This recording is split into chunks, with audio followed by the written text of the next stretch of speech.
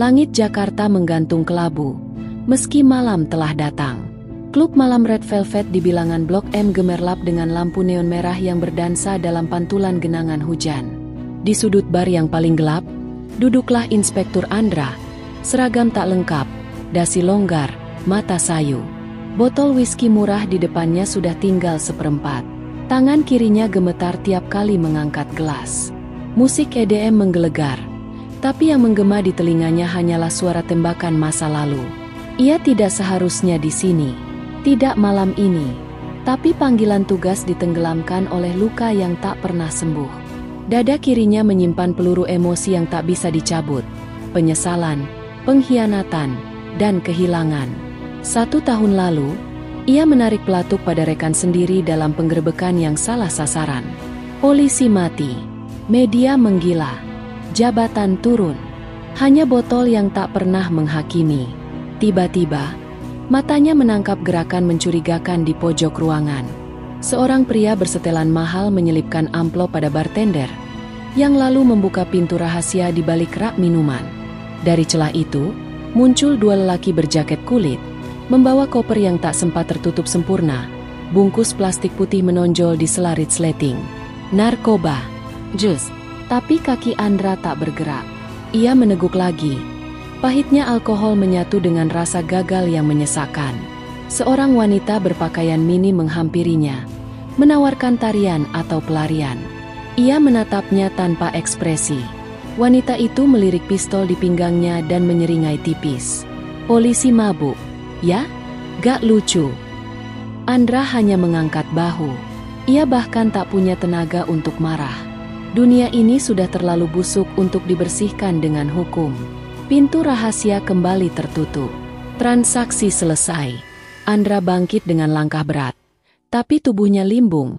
Hampir jatuh jika tak ditopang oleh meja. Seorang satpam mendekat. Menatapnya dengan dingin. "Pak, kalau nggak kuat minum, jangan bikin rusuh.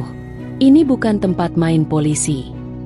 Nada sinis itu menusuk lebih tajam dari peluru. Tapi Andra hanya tertawa kecil, getir, sebelum membiarkan dirinya terseret kembali ke kursi. Di luar, hujan semakin deras. Di dalam, dunia terus berpesta di atas luka-luka kota. Andra menatap bayangannya di cermin belakang bar. Mata sembab, rambut berantakan. Wajah yang pernah dipercaya rakyat kini tak lebih dari siluet pecundang. Dalam kesendirian itu, ia bersumpah dalam hati, jika malam ini tak membunuhnya, besok ia akan mulai membalas. Tapi ia tidak tahu, malam ini belum selesai. Dari kejauhan, Benny Cobra memperhatikannya. Berdiri di balkon lantai 2, mengenakan mantel kulit dan rokok menyala di tangan. Senyum miring terukir di bibirnya. "Polisi mabuk, gumamnya pelan. "Kalau dia bangun, kita pastikan dia nggak tidur lagi." Pagi datang tanpa ampun. Sinar matahari menyusup melalui celah tirai usang, menusuk kelopak mata Andra yang bengkak. Ia terbangun di sebuah kamar kecil dengan dinding retak dan bau alkohol menyengat. Bukan rumahnya, bukan juga kantor polisi. Di dadanya, rasa perih membakar, bukan hanya dari memar dan luka lebam, tapi dari kenyataan yang tak bisa ia ingat sepenuhnya. Tangan kirinya berdarah. Ponsel tak ada, pistol hilang. Hanya 1 botol kosong di lantai, dan jejak darah yang mengarah ke pintu. Ia berdiri terhuyung. Setiap langkah seperti menyayat tulang. Di cermin kecil tergantung di dinding, ia melihat wajahnya sendiri. Bibir pecah, pelipis membiru, dan bekas sepatu bot di dada. Seseorang telah menginjaknya habis-habisan. Kilasan samar menghantam benaknya. Wajah preman bertato, bau darah, dan dentuman musik dari klub malam. Tapi semua hanya serpihan, seperti mimpi buruk yang tercecer di lorong memori. Ia mencengkeram sisi kepala, berusaha mengingat, tapi hanya 1 kata yang menggema jelas. Benny. Tanpa mandi, tanpa arah, ia berjalan kaki menyusuri trotoar kota. Orang-orang menatapnya seolah ia gelandangan. Padahal di balik jaketnya masih tergantung kartu identitas resmi, Inspektur Polisi Andra Satya. Dulu, itu simbol kehormatan. Sekarang, hanya tanda pangkat tanpa makna. Ia kembali ke kantor dengan langkah pincang, berharap pada keajaiban. Tapi yang ia temukan hanyalah ruangan sunyi dan tatapan aneh dari rekan-rekan yang pura-pura sibuk. "Lu kemarin di mana, Dr. Randa?" tanya Bribtuwira, rekan muda yang masih percaya pada sistem. Andra diam. Ia hanya melempar pandangan pada cermin dua arah di ruang interogasi yang kosong. Ia merasa diintai. "Ada transaksi narkoba di Red Velvet." "Gue lihat sendiri," katanya lirih. Tapi saat meminta rekaman CCTV, jawabannya hanya satu, tidak ada. Seluruh footage hilang. Server error. Laporan pengawasan malam itu kosong. Andra tahu ini bukan sekadar kebetulan. Ini sabotase. Dan bukan dari luar, tapi dari dalam institusinya sendiri. Seseorang menghapus jejak, menutupi peristiwa semalam. Seseorang tidak ingin kebenaran terungkap. Dan seseorang sangat ingin dirinya tetap mabuk, tetap diam, tetap jatuh. Ia duduk diam di ruang loker, menggenggam luka di perut yang mulai membiru. Luka itu bukan hanya akibat pukulan, itu peringatan. Satu pesan bisu dari musuh yang tak terlihat. Jangan ikut campur. Ketika malam kembali tiba, ia berdiri di balkon kantor, menatap lampu kota yang menyala bagai luka-luka kecil di tubuh Jakarta. Angin malam membawa aroma bensin dan dosa. Di tangannya, sebatang rokok menyala untuk pertama kalinya dalam 5 tahun. Ia hisap dalam-dalam. Hatinya penuh tanya. Apa benar ia hanya korban mabuk? Ataukah ini bagian dari perang yang lebih dalam, lebih kotor, dan lebih tua dari dirinya? Ia memejamkan mata, dan sekelebat memori datang. Tangannya memukul wajah preman bersenjata, suara botol pecah, dan jeritan wanita di pojok ruangan. Ia memang berusaha melawan, tapi ia sendirian. Dan mereka tak ingin ia ingat. Dengan rahang mengeras, ia membuka laci meja dan mengambil pistol cadangan yang selalu ia simpan di sana. Malam ini, bukan untuk patroli, bukan untuk laporan, tapi untuk mencari satu hal yang telah dicuri darinya, harga diri. Dan entah dari mana, suara dalam benaknya membisik tajam. "Kau bukan mabuk, kau sedang dibungkam." Langkah Andra membawanya ke sebuah gang sempit di daerah Tanah Abang, tempat di mana hukum tak berlaku dan nyali adalah mata uang.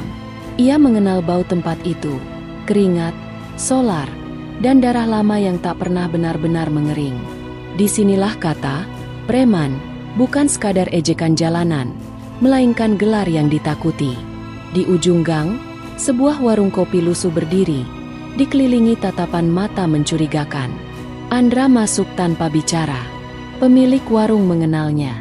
Dulu, sebelum semuanya hancur, ia sering datang untuk menggali informasi. Ia menyebut satu nama, Benny Cobra. Dan seperti mantra terlarang, suasana langsung membeku. Pemilik warung menunduk. "Jangan sebut nama itu di sini, Pak," katanya pelan. Tapi Andra tak peduli. Ia tahu, jika ingin memahami siapa yang menyerangnya, siapa yang menghapus rekaman itu, dan siapa yang membuatnya nyaris jadi bangkai di kamar sewa murahan, maka semua jalan menuju nama yang sama, Benny. Benny Cobra bukan preman biasa. Ia bekas pasukan khusus yang diberhentikan tak hormat karena penyiksaan tawanan. Kaki kirinya ditanam logam, tangannya bertato lambang tengkorak bermahkota. Setelah dipecat, ia membangun kerajaan hitam di balik gemerlap klub malam Jakarta. Benny tak hanya jual narkoba, ia jual keamanan, pengaruh, bahkan rahasia. Politikus, polisi, dan pengusaha pernah duduk bersulang di mejanya. Dan siapapun yang mengganggu bisnisnya, akan hilang, atau dikirim pulang dengan gigi tinggal separuh. Andra mendengar semua itu dengan rahang mengeras. Luka di tubuhnya kini punya wajah. Ia menyalakan rokok di luar warung sambil menatap langit malam yang menggantung muram. Ingatannya masih samar, tapi satu hal kini jelas. Benny menganggapnya ancaman. Dan bukan karena ia mabuk, tapi karena ia masih punya sedikit keberanian untuk membuka mata. Itulah kesalahan Andra. Dan itu juga alasannya untuk bertahan hidup. Di balik bayangan sebuah mobil pick-up, dua mata mengintai. Anak buah Benny, kurir kecil dengan pisau di punggung dan ponsel di tangan. Ia menekan tombol panggil. Di seberang, Suara berat menjawab singkat. Geraknya? Dia nyari nama lo. Jawab si kurir sambil mengintip. Hening sejenak. Lalu satu perintah keluar. Pantau, tapi jangan bunuh. Belum sekarang. Andra tidak tahu dirinya sedang diawasi. Tapi ia merasa hawa dingin yang bukan dari malam. Seolah udara itu sendiri menolak kehadirannya. Ia masuk kembali ke mobil tuanya, menyalakan mesin dengan gemetar halus, dan menatap pantulan matanya sendiri di kaca spion. Dulu mata itu milik penegak hukum. Kini, hanya sisa dari pria yang pernah percaya keadilan masih ada. Tapi ia tak akan mundur. Jika Benny bermain kotor, maka ia akan turun ke lumpur dan menari di atas darahnya sendiri. Malam itu, saat Jakarta terlelap dalam mimpi buruknya sendiri, Andra menuliskan satu nama di buku catatan kecil yang selalu ia bawa di jaket dalam, Benny Cobra. Lalu ia menulis satu kalimat di bawahnya, dengan tangan bergetar tapi tekad membara. Kalau kau tak mati, aku yang akan hancur. Hujan kembali turun saat Andra tiba di apartemennya yang sepi dan lembab.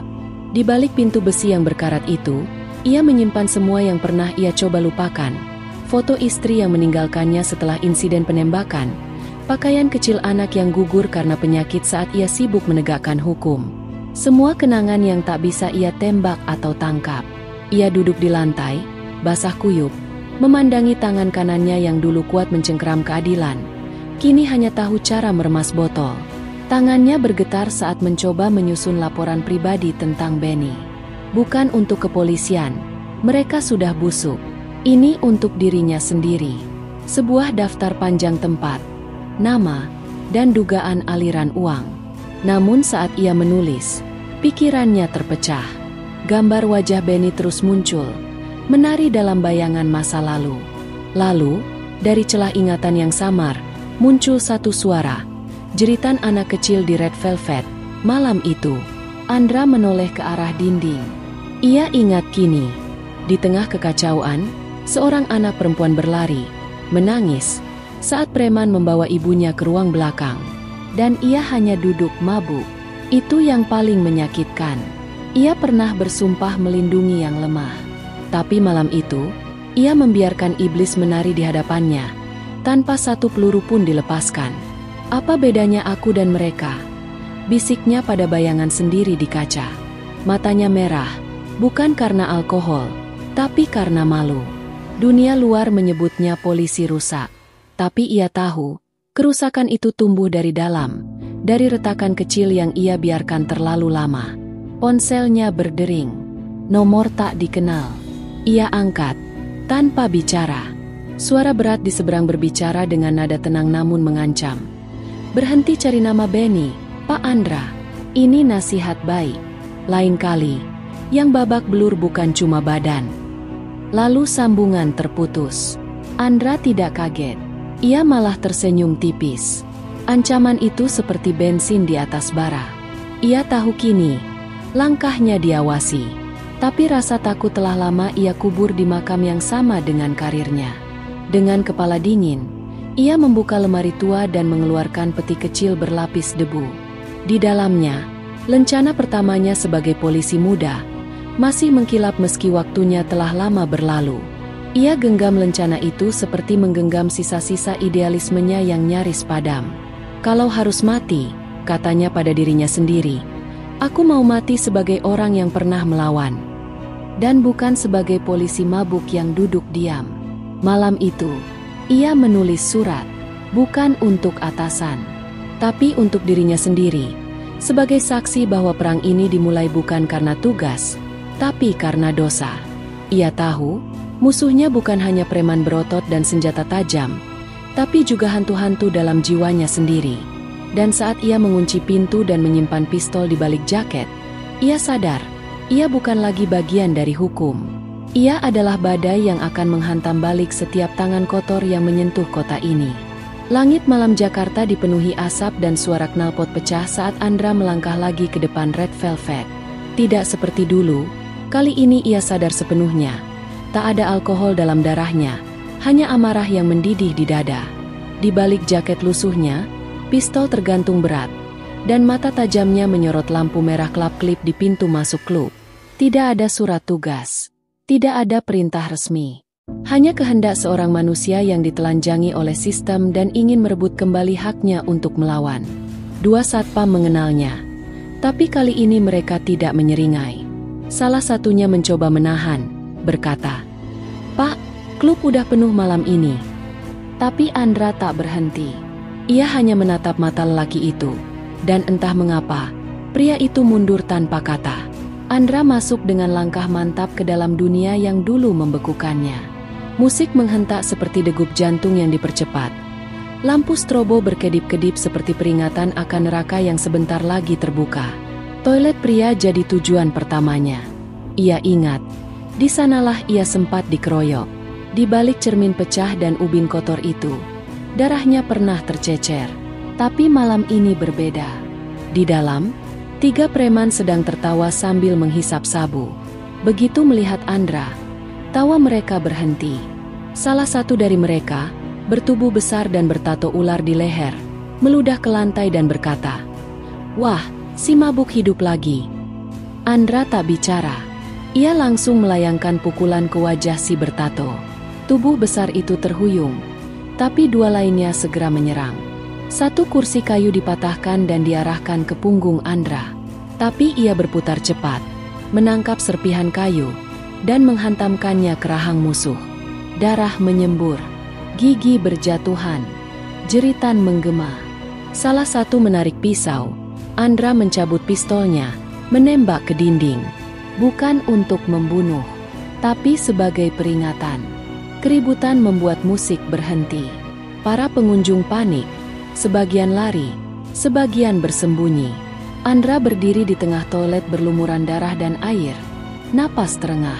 Salah satu preman masih hidup, tergeletak sambil memohon. "Jangan tembak, Pak." Andra mendekat, menunduk, dan mencengkeram kerah bajunya. "Di mana Benny?" tanyanya dengan suara rendah namun menggigit. Preman itu menunjuk ke arah tangga belakang. Sebuah akses pribadi yang biasa dipakai orang penting. Dengan langkah berat, Andra berjalan melewati klub yang kini kacau. Lampu disko terus berkedip, menciptakan kesan mimpi buruk yang hidup. Ia tahu Benny tidak ada di tempat. Orang sepertinya tidak akan menetap terlalu lama di lokasi yang bisa terbakar kapan saja. Tapi satu hal ia dapat malam ini, bukti, darah, luka, dan saksi hidup. Dan satu pesan yang ia kirimkan tanpa perlu kata. "Aku kembali, dan kali ini, aku sadar." Saat ia melangkah keluar dari Red Velvet, sirine polisi mulai terdengar dari kejauhan. Tapi Andra sudah lenyap ke dalam bayang-bayang gang, membawa serta tubuh yang lebih rusak tapi hati yang lebih teguh. Neraka sudah dibuka, dan dia bukan lagi tahanan. Ia adalah apinya. Andra berlindung di sebuah bengkel tua milik temannya yang dulu sesama polisi. Tempat itu gelap. Bau oli dan karat menyelimuti udara. Di sana, ia membersihkan luka-luka di lengannya, menahan rasa perih yang tak kalah menyakitkan dibanding beban pikirannya. Ia tahu keributan di Red Velvet malam itu pasti akan menarik perhatian banyak pihak, termasuk dari atasannya sendiri. Tapi yang paling ia takutkan bukan pemecatan, melainkan penjara. Karena ia sadar, sistem yang dulu ia bela, kini hanya menunggu alasan untuk menjebaknya. Tak butuh waktu lama. Pagi harinya, sebuah pesan masuk ke ponselnya. "Datang ke kantor. Segera." Pengirimnya adalah Kompol Widi, atasannya yang terkenal dingin, tapi punya hubungan lama dengan keluarga Benny. Andra bisa saja melarikan diri, tapi itu bukan dia. Ia bukan pengecut. Ia hanya polisi yang terlalu lama menahan amarah. Maka ia datang, berjaket lusuh, luka masih terbuka, dan wajah tak lagi bisa pura-pura tunduk. Di ruang interogasi, Andra duduk sendiri, lama, hingga akhirnya pintu dibuka, dan Kompol Widi masuk bersama 2 penyidik muda. Tak ada basa-basi. Foto-foto kerusakan klub malam dilempar ke atas meja. "Apa kau gila, Andra?" bentak Widi. Tapi Andra diam. Ia hanya menatap lurus, tak gentar. Widi menunjuk wajahnya. "Kau bukan polisi lagi setelah ini. Kau ancaman. Sudah kami temukan darahmu di lokasi." Kau pikir kami akan tutup mata lagi? Andra berdiri pelan. Kalau kalian takut dengan Benny, katakan saja. Jangan pakai seragam hanya untuk sembunyi. Ruangan mendadak hening. Salah satu penyidik menoleh dengan gelisah. Tapi Widi menghantam meja. Keluar. Perintahnya pada dua penyidik itu. Setelah mereka pergi, suara Widi menurun. Dengar, Andra, kau kira hanya kau yang tahu soal Benny? Kami semua tahu. Tapi dia bukan target kecil. Dia dilindungi. Kau bermain api. Andra menatapnya dengan sinis. Mungkin memang saatnya ada yang terbakar. Widi menghela napas, lalu melemparkan map tipis ke atas meja. Di dalamnya, foto-foto satelit, transaksi ilegal, dan satu berkas yang mengejutkan Andra. Sebuah skema aliran dana dari Red Velvet ke tangan seorang pejabat tinggi. Ini bukan cuma Benny, gumam Andra. Widi mengangguk. Aku tak bisa bantu secara resmi. Tapi jangan mati konyol, Dr. Randa. Itu bukan restu, tapi juga bukan larangan. Hanya bisikan samar dari seseorang yang masih punya sisa nurani di balik seragamnya. Andra keluar dari kantor polisi bukan sebagai petugas, melainkan sebagai buruan. Tapi di dadanya, tak ada lagi keraguan. Jika Benny hanya pion, maka ia akan melangkah lebih jauh, menyusuri rantai dosa yang lebih tinggi, lebih beracun. Dan malam itu, ia duduk di kamar sempitnya, menatap lencana yang retak, sambil menulis dua nama baru di bawah Benny Cobra. Kali ini bukan dendam semata. Ini perang. Perang antara satu manusia hancur melawan sistem yang terlalu lama merasa tak tersentuh. Langit Jakarta sore itu seolah menumpahkan debu kemarahan. Awan gelap menggantung di atas gedung-gedung pencakar langit yang memantulkan kesombongan kota. Andra menyusuri lorong-lorong beton menuju sebuah gedung tua yang dulunya markas sebuah perusahaan keamanan swasta. Menurut berkas yang diberikan Widi, tempat itu adalah titik awal aliran dana kotor yang menetes ke Red Velvet, ke geng Benny, hingga ke saku pejabat tinggi. Satu nama tertulis jelas di sana, Darman Kusnadi, wakil wali kota Jakarta, calon kuat untuk menjadi gubernur, dan, di balik tirai gemerlapnya, dalang peredaran narkoba dan senjata di klub-klub malam ibu kota. Andra mengamati gedung itu dari kejauhan. Matanya tajam seperti pemburu yang bersiap menembak. Ia tahu Darman tak bisa disentuh lewat hukum biasa. Ia terlalu bersih di depan publik, penuh citra dermawan dan pidato tentang reformasi. Tapi Andra tak mencari keadilan yang dicetak di surat kabar. Ia mencari bukti yang berdarah. Maka ia menyusup malam itu, melalui tangga darurat, menembus lantai yang mati listriknya, dan sampai di ruang penyimpanan berkas yang nyaris terlupakan oleh dunia.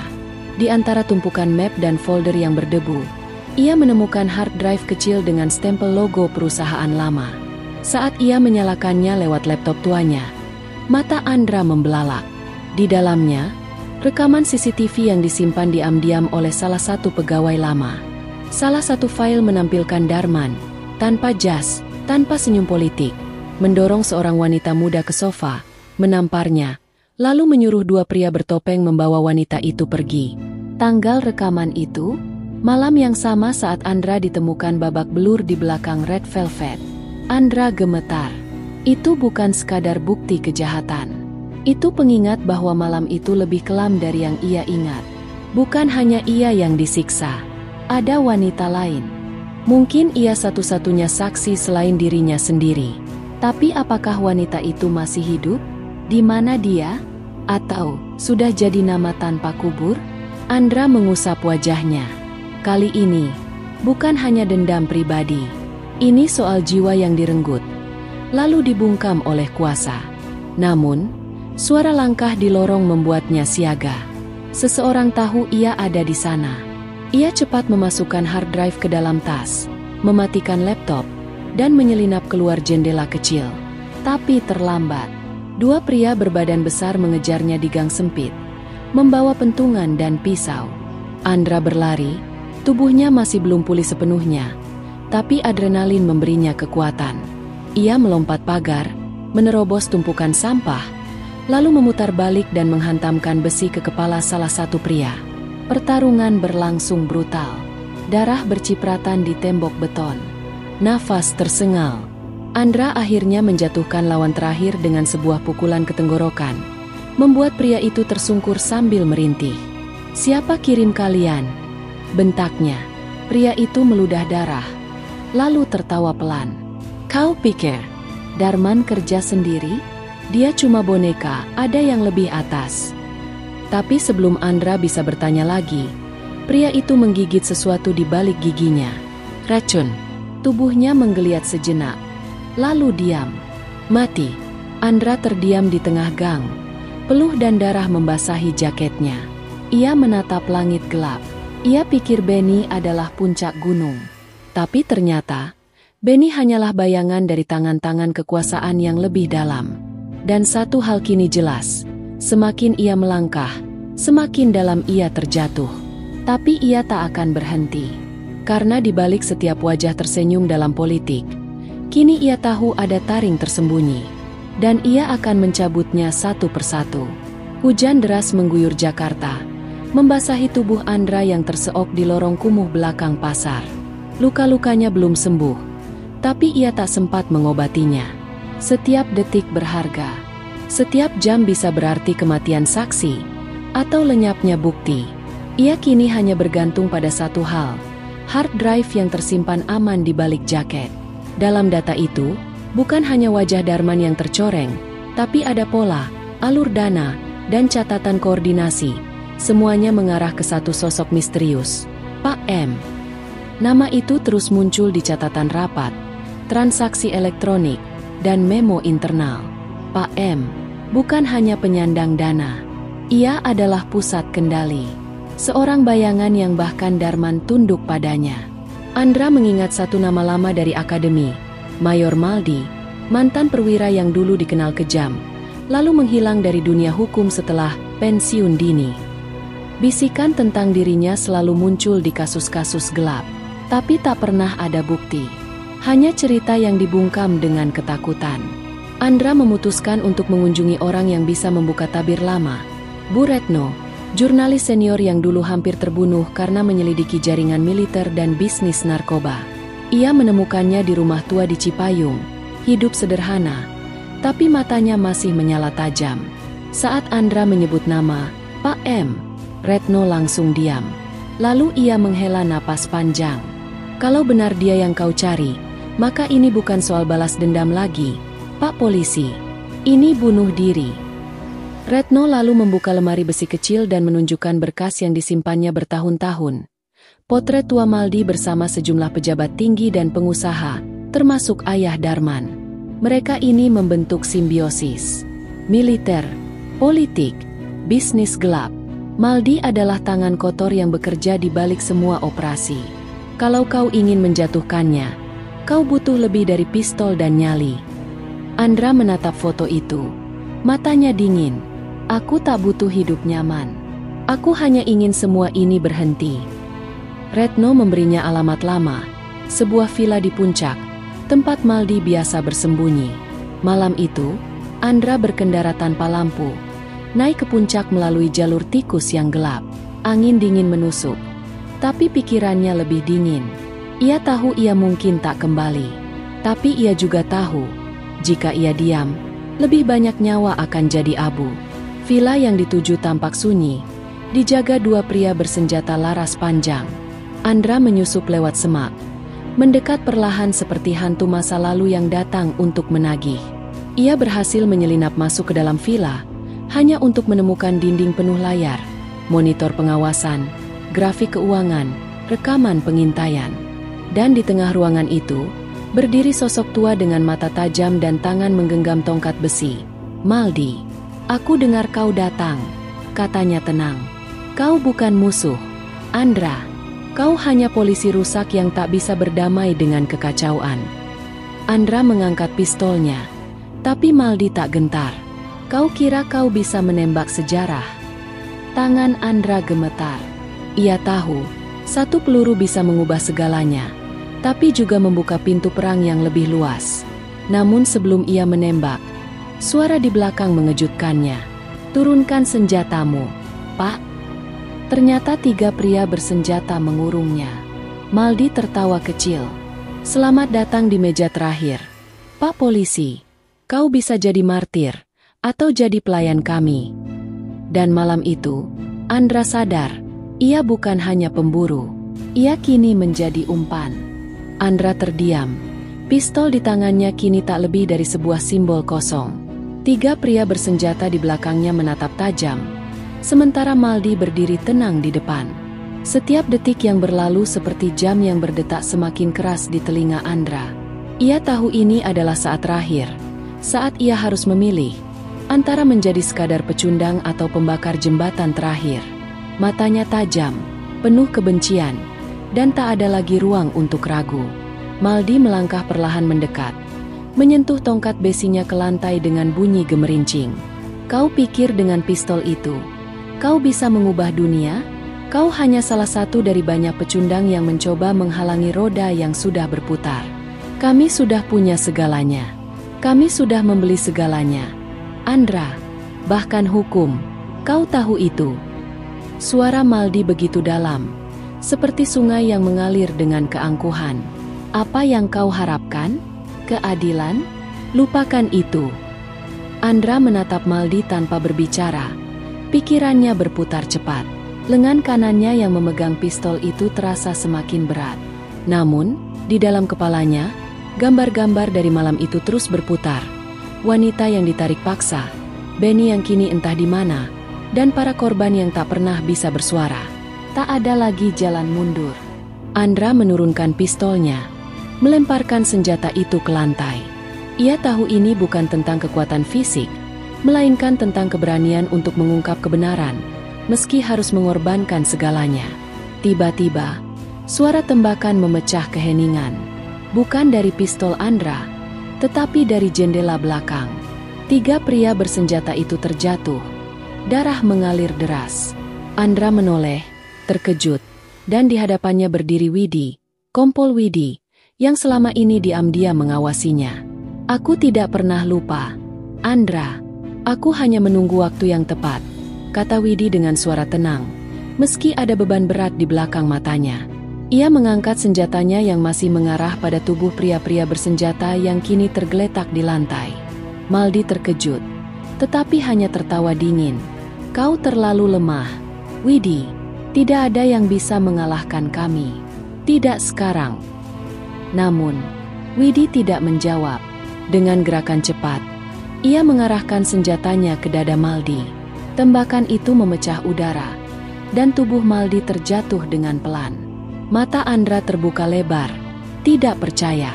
Di depan matanya, sosok yang selama ini ia anggap tak tersentuh, kini jatuh begitu saja. Kita semua adalah bagian dari sistem yang busuk, Andra. Tapi malam ini, kita menghancurkannya. Andra berdiri di sana, terperangkap dalam kebisuan yang hanya diisi oleh suara sirine yang mendekat. Untuk pertama kalinya dalam waktu yang lama, ia merasa sedikit lega.